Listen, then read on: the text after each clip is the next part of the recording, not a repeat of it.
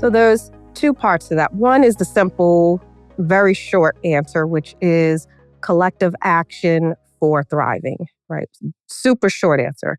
But what that means in practice is that in organizations that we're not just looking at how we stand up for emergencies and disasters. We're not just looking at the traditional types of plans and structures, that we're incorporating considerations for the realities of our organizations on a day-to-day basis, right? That's the opportunity that resilience brings. Our organizations operate a certain way every day. And whatever challenges we have every day in the organization are the challenges that are going to be exponentially worsened when we're dealing with crisis.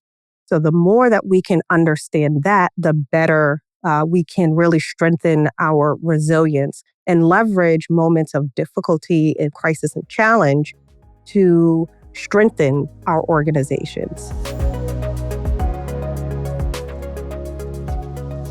To the point you made before, if you're misaligned on something, when things are going well, it's bad. But when a disaster happens, it's exponentially worse. Thank you for naming that. And I think the other common misconception about resilience is that it is the same thing as preparedness or business continuity. Resilience really is more about striving for operational excellence, but with this very clear connection to big picture strategy, with this very clear connection to what it is that we do every single day, our operations, and how that plays into what we do when we are standing up these different systems to deal with these moments. And that's where the opportunity for justice comes in.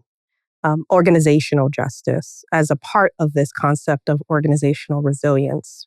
It's this component of getting people involved in things that involve them, right? Very straightforward. When we have procedural justice, meaning that we have representation in decisions that we're making across the range of folks in our organizations, whether it's senior leadership managers and employees, different functional groups, when we are able to have accuracy in the information that we're leveraging as a part of processes to make decisions, when we have the ability to have ethicality, that we're incorporating what we claim to stand for into the decisions, into the processes of how we make decisions. When we're dealing with crisis or disaster, we need to have that best context possible, and that requires these forms of justice to be a part of the decisions that we make, how we put our plans together, and how we ultimately build capabilities and determine the pathway forward for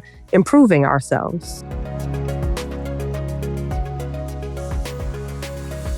Well, in your experience, how common is it for organizations to take a step back and realize their resilience gaps in hindsight? Not often, Peter.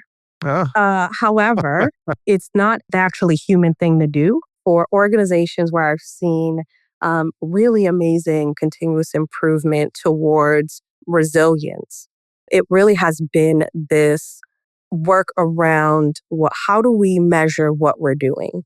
Usually, the measures that we choose are things that we cannot influence by the time we get the numbers. Right? So those are lagging measures.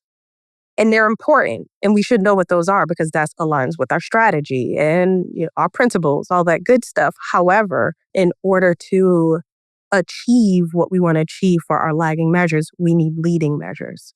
So those things that we can pay attention to on a weekly, monthly, quarterly basis that give us some insight into whether or not we're on the right track. And so there's a level of pulse checking with employees and making sure that we're analyzing that data on a regular basis and disaggregating it by different levels of the organization, by different demographics, so we can see the variances. Because oftentimes those lagging measures are a big picture. And it's through the disaggregation of data that you really find where there are opportunities for improvement.